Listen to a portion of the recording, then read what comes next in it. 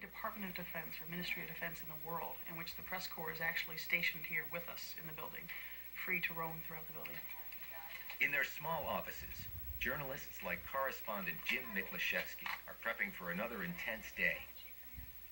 Miklashevsky has been covering the Pentagon on and off for more than 15 years. The Pentagon itself has about 17 and a half miles of corridors.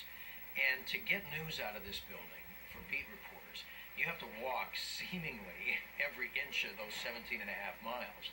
Because much of the information that we're dealing with is information that cannot be conveyed over the telephone for various reasons. Some of it is classified. And so you really have to sit down and meet face to face with people, and that requires quite a bit of legwork on our part. The hallways of the Pentagon seem endless, which in fact they are. There are more than 6 million square feet here, divided into 5 equal wedges. The entire Capitol could fit inside any one of them. There are 5 concentric rings, labeled from A to E. The rings are connected by 10 corridors, which make it extremely efficient for getting from one place to another. Some 23,000 people work here. Once they arrive, many don't leave for the whole day. They don't have to. This is a world unto itself. The Pentagon offers many of the services and amenities found in any small town. It's an amazing building, and it's an amazing family.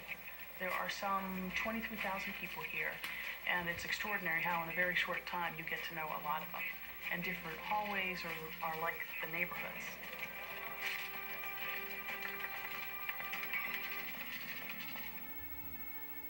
One area of the building is unreachable these days, though. The 3 outermost rings between corridors 4 and 5. Nearly 400,000 square feet were damaged in the September 11th attack.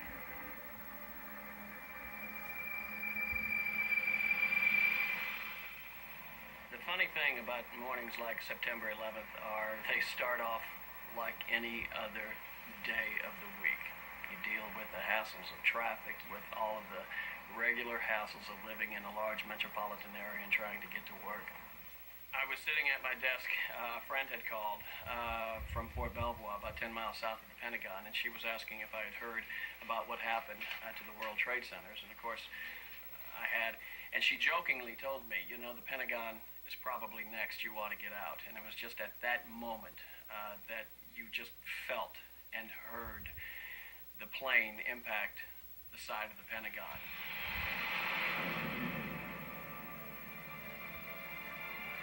It was 9:38 a.m., and the building was in full swing when the plane hit at close to 350 miles an hour. An airplane crashed directly into the Pentagon.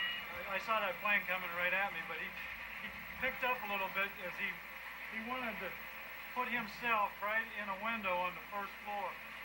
And the plane came right over top of me. I could see all the windows on the right side going by. There's just this atmospheric change that happens as that 757 breaks your airspace and slams into the side of your building.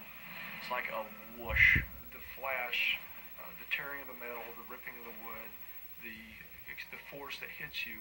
With a sudden noise, it sounded as if there was an earthquake.